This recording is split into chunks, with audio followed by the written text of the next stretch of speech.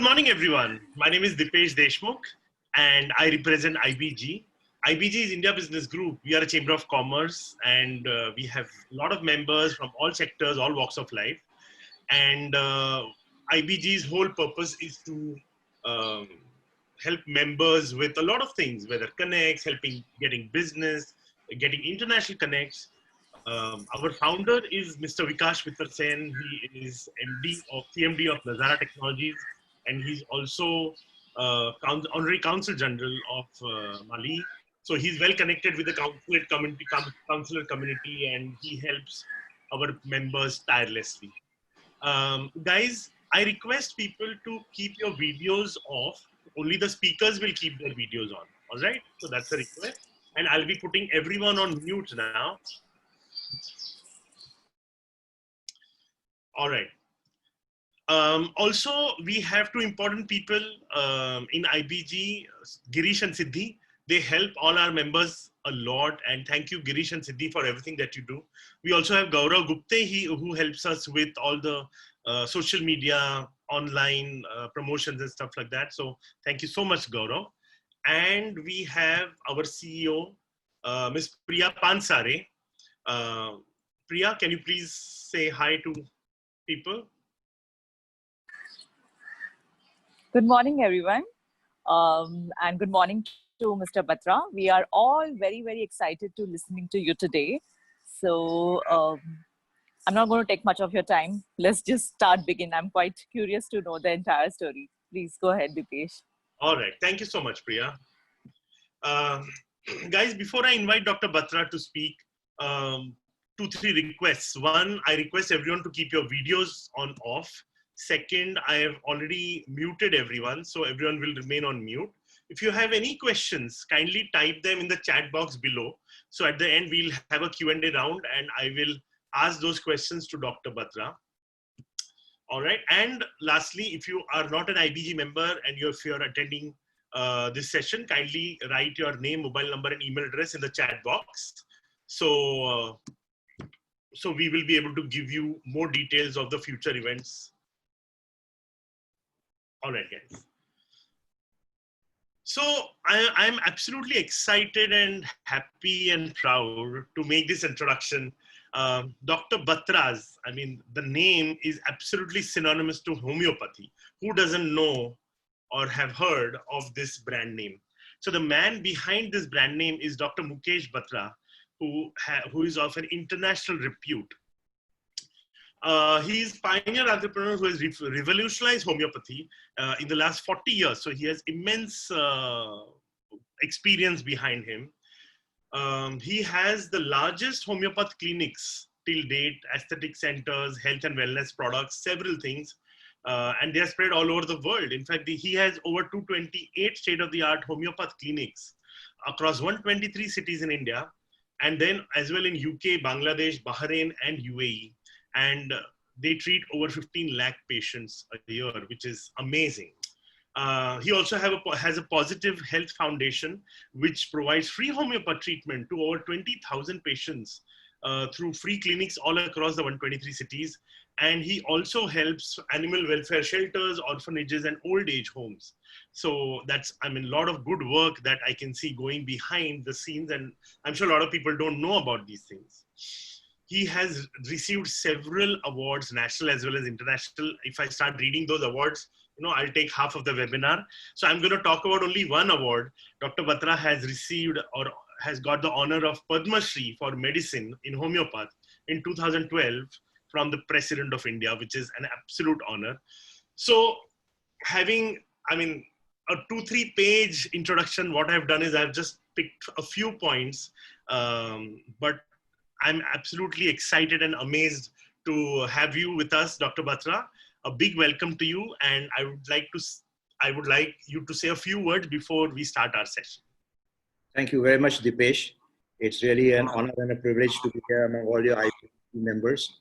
Vikas is a very dear friend, and I'm, really missing him. But I'm sure all of you are filling in so well that I won't miss him too much. So thank you for having me over, and I look forward to chatting as much as I can. All right, all right. With you all. Sure, sure, sure. So the first question that came to my mind when I realized that I'm going to host you is you have today the world's largest homeopath clinics, the chains. How did it all happen? I mean, how did you start? What came to your mind when you thought of starting this? So I know you'll be very disappointed if I tell you this because you're a business group, but nothing came to my mind and a lot of it happened by accident. And it was not part of a 3-year or a 5-year business plan, as most of you would have liked to hear. So I started my career I passed out in 1973, and I started my practice in 1974, and then I went on from working in charitable clinics and then in polyclinics until I had my own clinic in 1982. And during that period, of course, I worked for 9 years without a break. I changed 3 buses to go to my place of work to get 150 rupees a month, which at that time was still not a princely sum of money. And when I started up my own practice exclusively in my own place in 1982, I had to borrow money at 36% per annum, which was, the riskiest business at that time.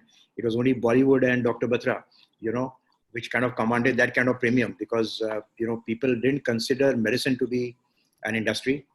There was no institutional loan. And I wanted to buy a computer and set up the world's first kind of computerized homeopathy clinic. So from there, I started practice as a general practitioner and started growing my practice, gradually. And then my son, also started, was just about to finish medicine, homeopathy, and from a 5.5-year course at that time. And I didn't have money to open a clinic for him in Mumbai because I still just finished paying my loans of my own clinic, whatever I had borrowed. So I said, what do I do? And then my brother was a builder in Bangalore and my family had moved there. So I thought Bangalore would be a good city for him to start. So I actually then got good terms for my clinic in Bangalore and I started a practice there. And fortunately for me, it did very well. So I practiced 20 days in Bombay and 10 days in Bangalore. And that grew then to be one of the largest clinics in that city, very soon. And so so the plan of my son moving there kind of got dropped because it was doing very, very well independently. And another branch like this came out of goodness because I had one of my assistants was getting married and she said, sir, my in-laws won't let me get married, won't let me practice unless I work with Dr. Batras. So I said, well, what do you want me to do? So they said, well, you start a clinic for me in Baroda because I'm getting married there. So I started a clinic in Baroda, which is actually a pharmaceutical hub, and with no market research, nothing, in a little place in Mamta society, and started from there. And then we've grown from there as well. And today we have one of the largest clinics over there. And, so I think a lot of things happened by chance. It happened by goodness, and it happened because there was an opportunity. So I think the real message to the business group is is that you please take the opportunity when it comes, and B, even if it is not there, try to create one. So it's always first the opportunity and then followed. So I would say destiny, opportunity, destiny, whatever you call it. And it's the decision that you make, which you will either live and enjoy or suffer for the rest of your life, later on.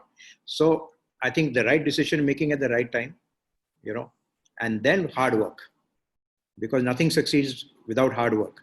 So all this thing of saying that, just lucky, but then you have to work very hard to keep it going. So then hard work follows. And I think then we kind of set a protocol, we then benchmarked, and then we tried to, map one of the banks at that time because they had opened one clinic every day, 365 branches, every day. And we said, could we do it? And then we came close to opening about 4 to 5 clinics every month. And that is how then the expansion started, So we prototyped everything, we made all the protocols, and we could then roll it out very easily. And I think that's then how the company grew and then the brand grew as well. Amazing. I mean, that's a fabulous story. And what you said is true, that if you find an opportunity, grab it or create one. And of course, hard work is the most important thing. And it's a cliche, but I would love to say it that luck is spelled as W-O-R-K. Absolutely. Yeah. So, Dr. Batra, now that you've told us, how it all started, and it was a fabulous accident, though it started accidentally. Tell us more about your experience in taking homeopathy globally, because I'm sure that was not an accident. You would have planned something, you would have thought it out. Also, what were the challenges that you faced, and how does it feel to be truly an international or a multinational, Indian multinational? So I'll answer your last question first. I'm saying I wish we were an Indian multinational, but we are not. We are still struggling to get there. Okay. We are presently in 6 countries of the world. We recently added, before the COVID, we added Estonia as a second European country. Of course, after Brexit, it becomes the first country. We opened a clinic in Tallinn as well. Mhm. We are right now in 6 countries, and just for your information, homeopathy is legally practiced and recognized in about 86 countries of the world. Wow. So, from we are only 6 out of 86. So, there's a long, long way to go, And I remember this little, line of Robert Frost, and I'd like to mention it here. Mhm. The woods are lovely, dark and deep. The woods are lovely, dark and deep, but I have many promises to keep and miles to go before I sleep and miles to go before I sleep. So we have a long way to go. So that's the answer to your last question, that, we are really not a global Indian multinational, and I wish we could be one. And I must say that we actually carry our brand and our Indian culture wherever we go. So, for example, even if we are in Dubai or we're in London, our front desk girls, they wear saris. They don't wear dresses. They don't wear jackets. So we actually carry the culture. So we're very proud of the fact that we are taking India to the world. Amazing. Of course, very proud also of the fact that we've actually had the privilege to introduce homeopathy to many parts of the world. So the first one happened in Mauritius. You're asking me about the international expansion. That also happened by accident, incidentally. It happened by accident because somebody read an ad in the paper that we had given and called me up saying that I'm staying near the Taj, and why don't you open a clinic in Mauritius? And Mauritius is really a very small country, and why open there? But again, it was an opportunity. And so I took it and I said, okay, fine. And then with a lot of correspondence going front and back, in 6 months' time, the clinic was ready to open. I saw pictures; it was very nice. It was in Katrabon on the first floor, Jane furniture, a regular flat converted into a clinic, and the partner was very nice. So I went to Mauritius to inaugurate it. When I went there, one of the journalists there said, "Why don't you ask the vice president to come and inaugurate it?" I said, "Okay, that sounds lovely." So we connected to him. He said, "Oh, I'm very happy to come. Please come and meet me tomorrow." I went to meet him, and he said, "Dr. Batra, you certainly don't expect the vice president of a country to inaugurate a room." Now, it then struck me that clinic in French means hospital. So he thought that he was going to come to inaugurate a hospital. And then when I told him that was homeopathy, he actually shouted at me and said that, I had done an Ayurvedic doctor who came here and I put him behind bars. And do you know that homeopathy, Ayurveda is not recognized in my country. You can't practice it legally. And there the clinic was ready to start. So then, of course, I thought on my foot, standing on my feet, just, said, I think I can help you with this problem of yours, and then got into homeopathy and then started, convincing him that it's a good thing, and said, I'm not going to start here until we legalize it. And, but please send me a note of courtesy note or wishing me well.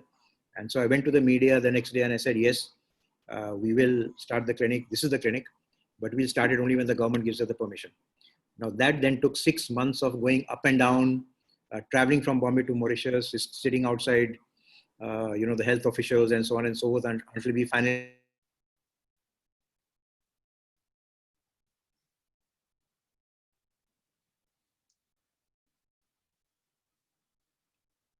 I think there is some issue with your network. Yeah, we've lost you. Froze a bit. Hello. Hello. Yeah, now we can see again and hear you. Okay, so I'm saying, so ultimately after 6 months, we did get a license to practice there. And we had similar challenges also when we went to the Gulf country, because, homeopathy was not very well known, and it only got recognized a few years ago. And we then set up our first clinic there, and then we set up 5-6 more, and in London, of course, there was not so much of a challenge because it was already very popular. But to get a clinic in Harley Street was a challenge, because they said, we don't want homeopathy in Harley Street. You'll kind of dilute the brand of Harley Street. We want only very, very, well-known doctors and things like that. But I managed to get there, and I think for the last 13-14 years, we are part of Harley Street as well. So I think every country has its own, laws. It has its own restrictions. It's not easy and also to break in a new brand, and an Indian brand particularly in a foreign country is very difficult, because there's a certain kind of warmth to Indianness, but there's not necessarily a kind of a professionalism attached to it. So in terms of value, you have to actually push it up. So almost for the first 5 years or 6 years, any new country that we entered, we had to put in a lot of money, effort in establishing the brand. We went first only to the NRIs, because they knew the brand in India, and their families, and then slowly we went then to the locals. And today I would say that in almost all the clinics that we are abroad, 70% of our patients are still NRIs, but 30% of them are now local, and they are foreigners as well. So we've been happy and grateful that we could actually sustain a brand in a foreign country and actually spread homeopathy and the benefits of homeopathy to people in new countries. And I think that's what we are known for, and that's what people thank us for, because they said you brought in a new system of medicine into our country, and which we were missing, when we came here. So, all's well that ends well, and I'm happy that at least we are in 6 out of 86, and we will try to get into the rest as well very soon as we can. I'm sure. Amazing. So if you're in 6 countries, that makes you multinational. The moment you start anywhere next door, it makes you multinational. So you're definitely multinational. Why not? There's no definition of 100 countries, right? No, but you want to be at least in the majority of the countries where it is practiced. So Yeah, I'm sure. No, but still, you're being very humble. And when you said again internationally, it started accidentally. I thought you were on a vacation and somebody asked, and you popped out some pills and like, here. That would have been a fabulous accident. Well, that also happened, but that happened on the flight many times. I was flying, and then those are. You'll have to read about all of them in my biography, which is going to come out next year. Oh, looking forward. I'm writing one chapter every day, and I've almost finished writing it now. But all these wonderful incidences of, how these kind of accidents happened, and the experiences, gathered in the last so many years, and how I took homeopathy to different countries and built it. I think all of that you'll read in my biography, to be out next year on the 1st of July, which is my birthday. Wow. And the 1st of July next year is my 70th birthday. So I hope to launch the book on that day and publish it and take it out. So I already have some offers from some good publishers. Mm-hmm. So you read a lot about it there. So looking forward. Thank you. So Dr. Batra, I know you are doing a lot of work when it comes to philanthropy through your free clinics. You're offering free treatments across the country and stuff like that. Can you tell us a little more about your philanthropy, your free clinics, serving to humanity? We would like to hear more. So there's no serving to humanity. We are only serving ourselves. Let's be very frank about it, because in every good that you do, you're actually helping yourself to become a better person. And that is really my strong belief. And I remember my mother, as a child, this little poem that she used to recite to us: life is an echo, all comes back. Life is an echo, all comes back. The good, the false, the true. So give the world the best you have, and the best will come back to you. Amazing. So it is that philosophy with which I started my foundation when I was 50 years old, which is now 20 years ago, 19 years ago. And the Chief Minister of Maharashtra came to inaugurate it, Vilasrao Deshmukhji, and also donated some funds for it as well. And that's how the foundation started. From then onwards, it's been growing. And I've had a very different, kind of a formula for my foundation. I call it the 1% formula. So unlike, businesses who kind of put 10% aside to get licenses and all that, I thought let everybody put 1% aside for charity. So much before CSR became, legal and popular, 1% of the company's profits went into the foundation, and 1% of all our vendors, gave voluntarily to the foundation. So it was an inbuilt kind of a thing. And it kind of drove the organization to create wealth, to share wealth. So the better we did, the more money we connected for the foundation. And this way also, we are never dependent on outsiders. So we don't have any fund collection drives. We don't go to outside people. We are just driven to make sure that we grow. And when we grow, then we can change society around us. I'm saying that's the philosophy with which the foundation has been working. Now, what does the foundation do? Basically, it does 3 or 4 things. Number one is we are absolutely focused on healthcare. So we run about 100 and now 33 odd clinics in India. You can walk in on any first Wednesday of any month to any of Dr. Batra's clinics across the country, and you can take free treatment lifelong. No questions asked. So the clinics open 3 hours before, and people walk in, and that's how then we see hundreds and thousands of people all over the years, and we give them free treatment. That's one part. The second thing is local clinics are also attached to some NGOs. Most of these are old age homes. Some of them are animal shelters, and some of them are also visually challenged.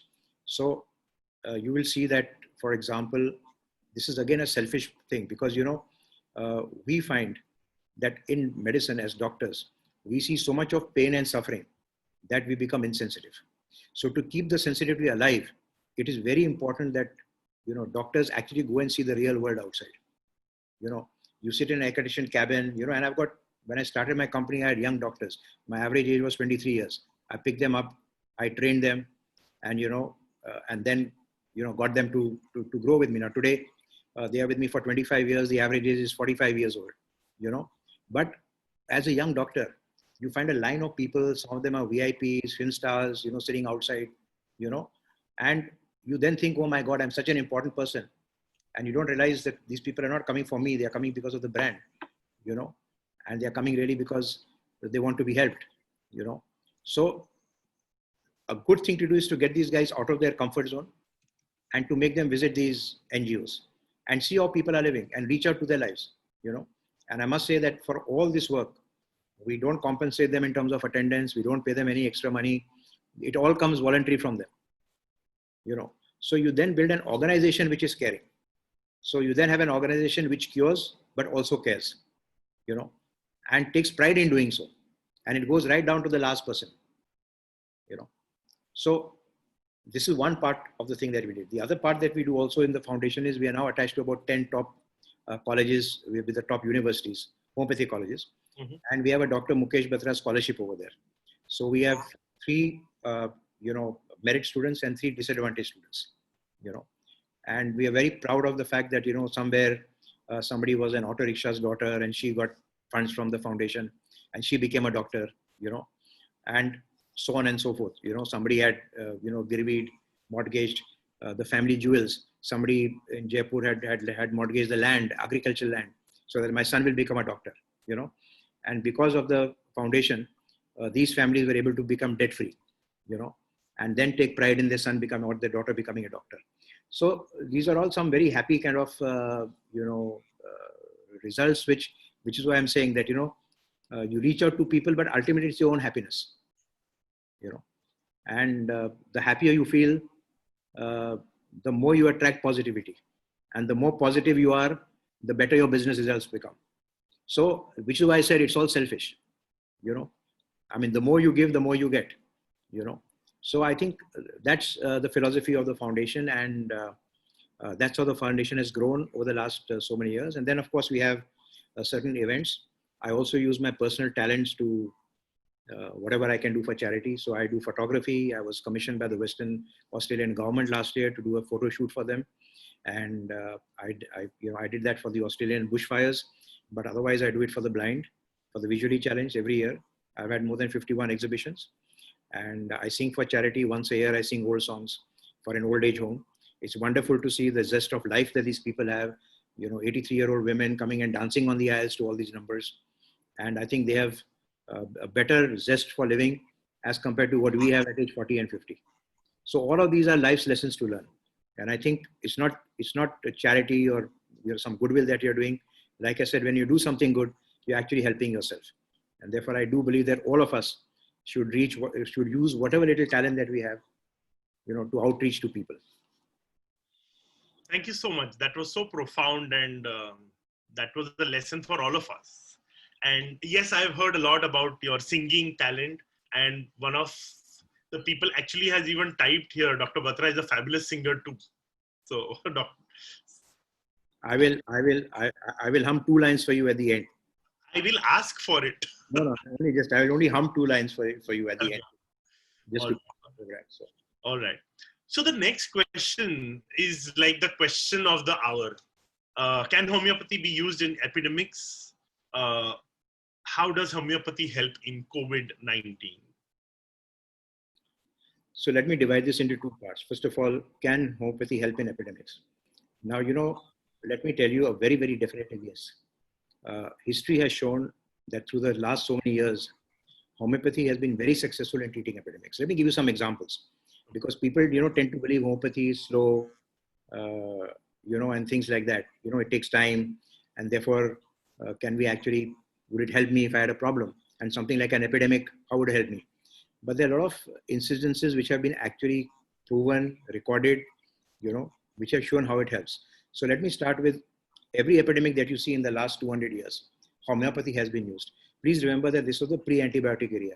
So the results may not be as good as what they are today with modern medicine. Okay. But the facts are, the last big epidemic that we had was the Spanish flu. It was in 1918. We all talk about it, saying 100 years ago, we had this big pandemic, which took over the world and millions of people died. Homeopathy was used very successfully in the Spanish flu, starting from 100 years ago. And the results showed, while mortality with the existing medicine at that time was over 30%, the mortality with patients who took homeopathy medicine was only 1.05%. Wow. So that was the difference. So this is just an example I'm giving you, Similarly, now the government of Cuba, for example, they had leptospirosis. They realized some 10 years ago saying that, we've tried and, we don't have funds to actually do so much of research. Why don't we try some, different system of medicine? And so they started promoting homeopathy for leptospirosis. And they found that they gave millions of doses to people. And they found in the epidemic that they had, it had very, very positive results with the mean and the medium level going down, much below the average, and patients benefiting hugely. If you come nearer home, we had Japanese encephalitis. The Andhra Pradesh government at that time, the undivided state, Andhra Pradesh, they distributed 1 million doses of belladonna, homeopathic medicine. Not a single patient got Japanese encephalitis, viral encephalitis. Now, versus that, another state spent crores, thousands of crores of rupees to prevent it. So, it's very cost effective. It is safe. It has been used in the past, and it should be used again, So now coming to COVID. Now, let me just explain to you how homeopathy works and what is the philosophy of homeopathy in an epidemic. Dr. Samuel Hahnemann was a German doctor who founded homeopathy. It came to India through the courts of Maharaja Ranjit Singh. When an Austrian doctor came and treated him for his sore throat, and not sore throat, actually he had lost his voice. It was a paralysis of the vocal cord. And when he became all right, that's how homeopathy came to India. But what Hahnemann wrote in his book, he's written like a kind of a fundamental of homeopathy, which is called Organon. So what he wrote in Organon was, he said there's something called genus epidemicus. Genus epidemicus means that you can determine one medicine which can be used for masses during an epidemic. So what you do is you actually take the first few cases that come, you study them, and you use that match the symptoms, and you find a preventive. So that is I think, I don't know whether you got a problem with the audio or something. Is the audio okay? Yeah, we can hear you. Okay, great. So he said that you can use this medicine, a specific medicine, which can be used as preventive. Now, this is what also the Ayush ministry has done, and they found a preventive for homeopathy for this epidemic, and they are saying that this should be used. Now, I'll come to that a little later. Let me explain to you what is the philosophy of any infection and how does it work. So there are two parts to an infection. Okay, one is the virus and the strength of the virus or the virulence of the virus, and on the other hand is the host, and it depends on the immunity of the host. Now, depending on which is stronger, is either you'll fall sick or you'll remain healthy. which is why you find that there are people who are very healthy, very fit. They get exposed, but they don't get any symptoms and they don't fall sick. And on the other hand, there are people who with a slight exposure also, they fall sick. So let me also tell you that our body has millions of bacteria and viruses, and a lot of them are good for the body. So it's not that all, viruses are bad. So this whole thing of fear of virus is something that we need to get out of our system, So I remember my pathology professor telling me that just eat an extra chapati for the worm. He will happily live with you and not worry about falling sick at all, So what we have to do is, instead of killing the virus, what homeopathy does is it believes in building the immunity. So if you can build the immunity, you will then become resistance. So this is what we believe in homeopathy, right? Now, how do you build immunity? You can do it in two ways. One is for the specific virus, which is going on just now, which is COVID-19. And the other is general immunity. Now, for the specific immunity, the medicine that has been recommended by the Ayush Ministry and tried, and we have donated about 1 crore free doses, and also to corporates at a small price all over. We've given the Maharashtra Police Force 320,000 people, families we've treated, and given them this medicine free as part of a CSR. So it is arsenic alb 30. So arsenic alb 30, if you take 1 dose every day for 3 days, consecutive days, and then repeat it after 1 month, as long as the virus is still around, it will then build you immunity against the COVID virus. Now, this is something which is very safe. It has no side effects. People of all ages can take it. It has nothing to do with comorbidity. Even if you are diabetic or you've got hypertension, or you can still take it. It's very safe. So this is what has been recommended by the government. And this is something specific which can be used and has been used. There is research that has been done also with the Gujarat government on 2 different teams of people, and found that this homeopathic one was the team that had homeopathy medicines recovered much faster and much better. Now, this is not being used in emergency cases. So let me clarify that. So that is something separate. So we're not talking about it at all, because their hospitalization is necessary. You will have to be under medical supervision anyway. But I'm talking about the early cases and the early stages. So this is one thing that, yes, it is available in all homeopathic shops easily. And, it can be got from your homeopathic doctor as well. So this is one part. The other part is that you also must build general immunity. Now, it's important to build general immunity. You must go to a homeopathic doctor, and what we call is take constitutional treatment. So, for example, your constitution is different from anybody else's constitution. So, how do you eat? How do you sleep? What do you like in food? What is your temperament? And so on and so forth. You can then get to know what is your specific medicine, and you need to take it when you're well, not when you're sick. So when you're well, you take it, you build your general immunity. And when you build your general immunity, then there are less chances of you to fall sick. So this is how homeopathy can help. And this is what you should be doing to help yourself during COVID.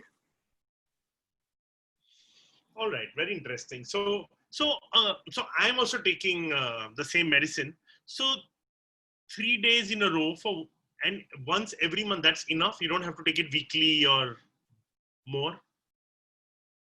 That's enough. Very nice. Okay. This is the power of the minimum dose. You don't need to overdose yourself. Amazing. So my last question to you is, other than homeopathy, what tips would you like to share with us? And so a fun question for you before even you give these tips. So I've heard that homeopathic medicines are derived out of alcohol. So what if we have alcohol? Don't you think everything will get treated automatically? Well, I wish that was true. But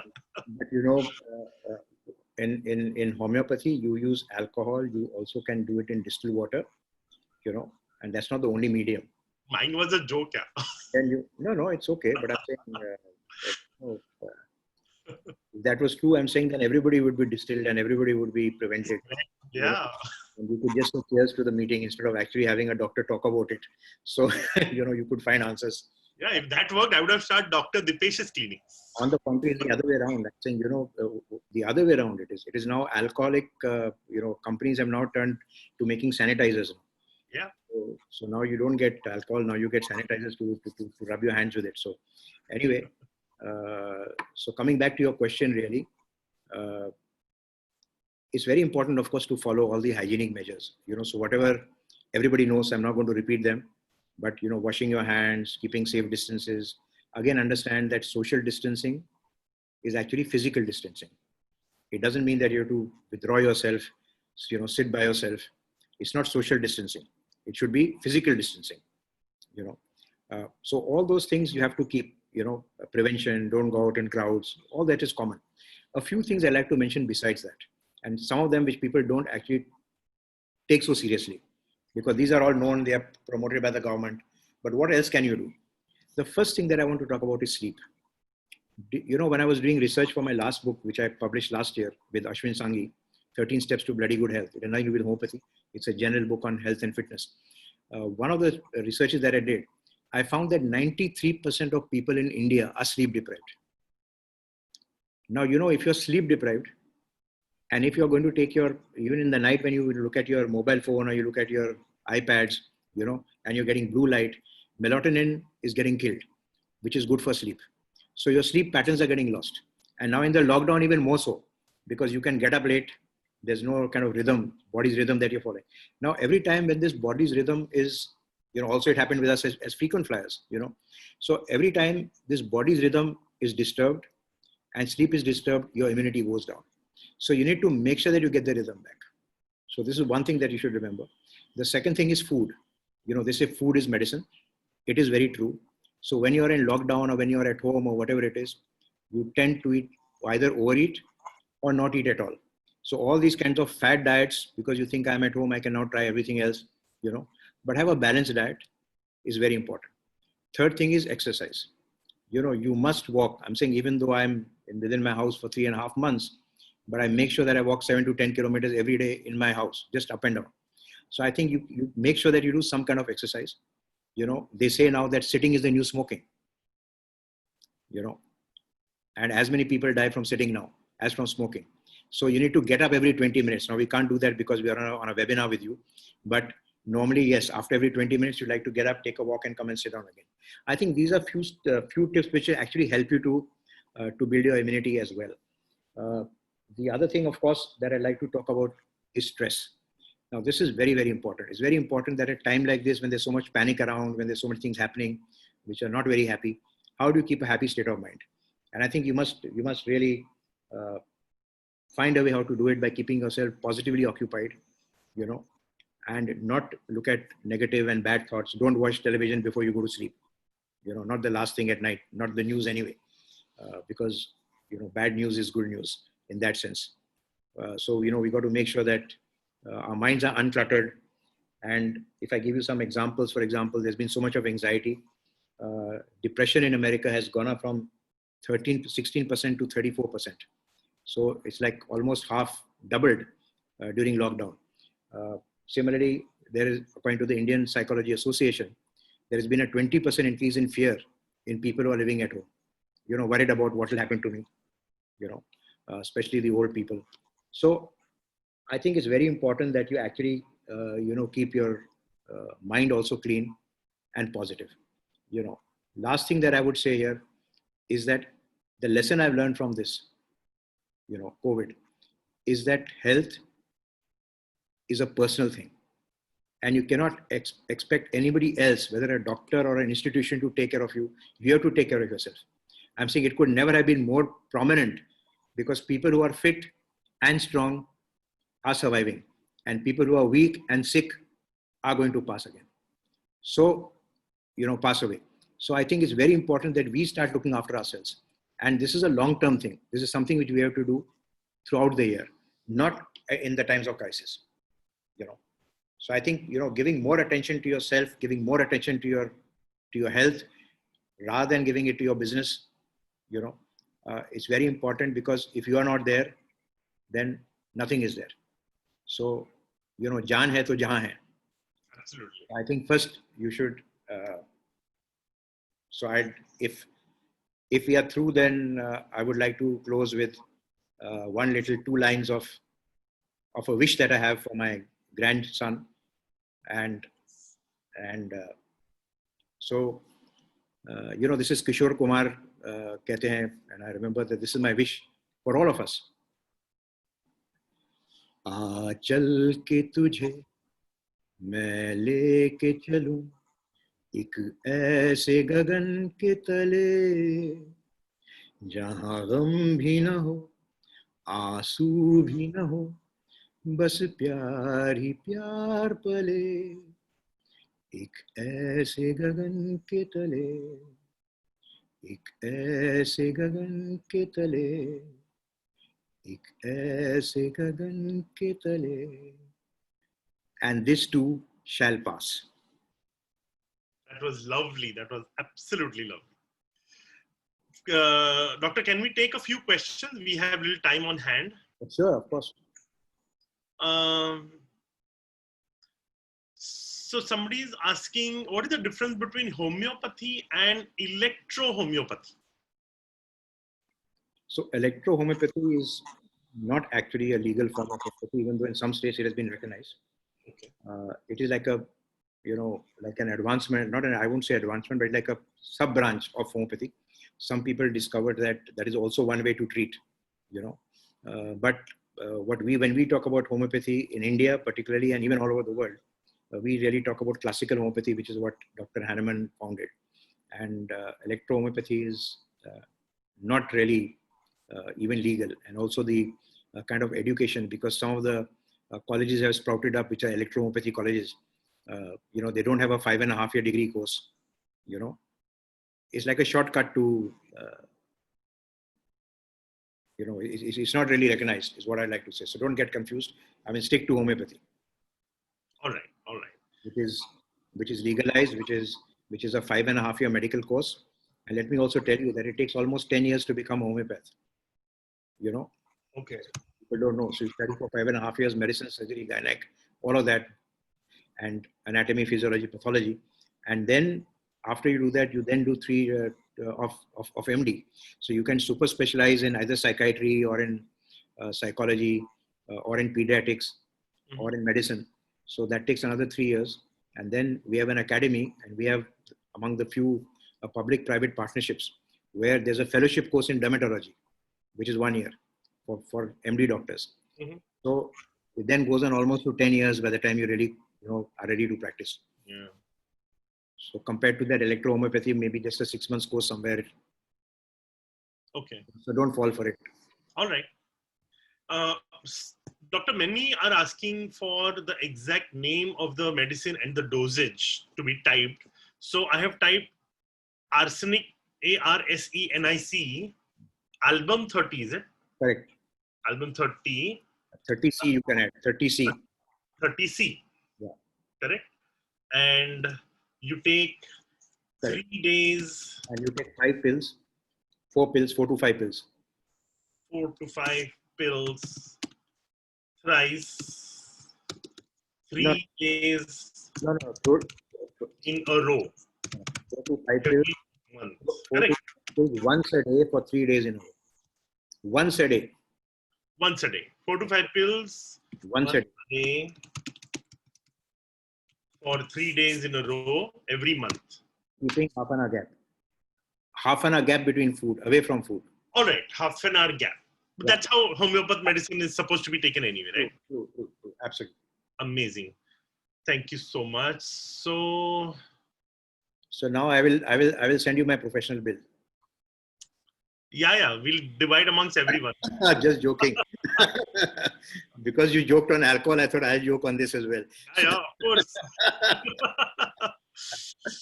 Mine was a little serious joke. I mean, imagine if you would have said yes, everyone would have been so happy. Wow. Okay, somebody's asking, we see shortage of doctors, but find many BAMS and BHMS diversifying in different opportunities. Why so? That is true actually, and that is because the opportunities are not very much. They are now improving, of course. So BAMH is the Ayurvedic doctors and BHMS is the homeopathic doctors. These are all graduates. In some of the smaller cities particularly, there are not enough jobs for them. There are not enough opportunities.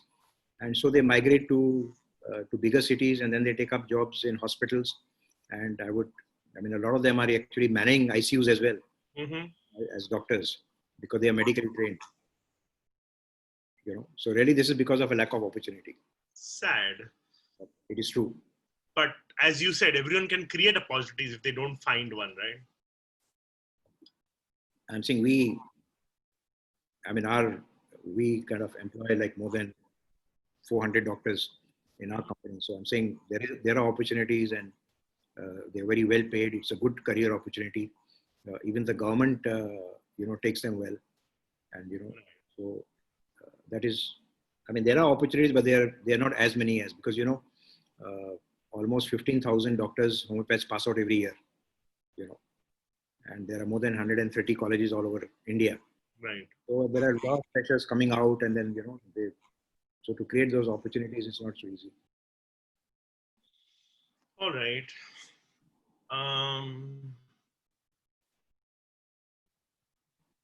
So a lot of people are thanking you for the work that you're doing, the philanthropy work that you're doing. Somebody's asking, what is the shelf life of Arsenic Album 30C? I mean, it can stay forever, right? Yeah, there is no shelf life. So not arsenic, but of any, not arsenic, but of any homeopathic medicine. Yeah, correct. You need to keep it carefully. So the only thing is you have to keep it away from smells, from strong smells. So don't keep it near perfume or anywhere where you got strong smells, and try to keep it not exposed to direct sunlight. So if you keep it in your home, it's perfectly all right. It lasts for almost 10 years. Great, great.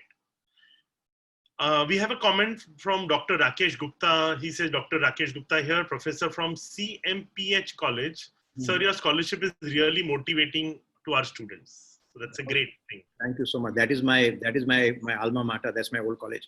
I passed out from there in 1973. So thank you, doctor, for being on this chat. And I'm so happy that,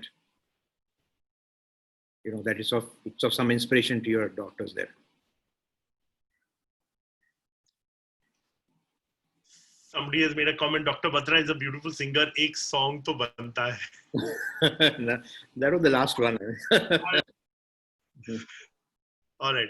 So guys, with that, so there are questions still pouring in, but most of them you have already answered. So with that, I would like to take an opportunity on behalf of IBG to thank you, doctor, for sharing your thoughts, sharing your journey, sharing your wisdom with us, and giving us the most important tip of the medicine, free wala tip. So thank you so much, doctor. I really appreciate your time. You have a great day. Thank you very much to all your members, and thank you for having given me this opportunity. Thank you. Thank you so much.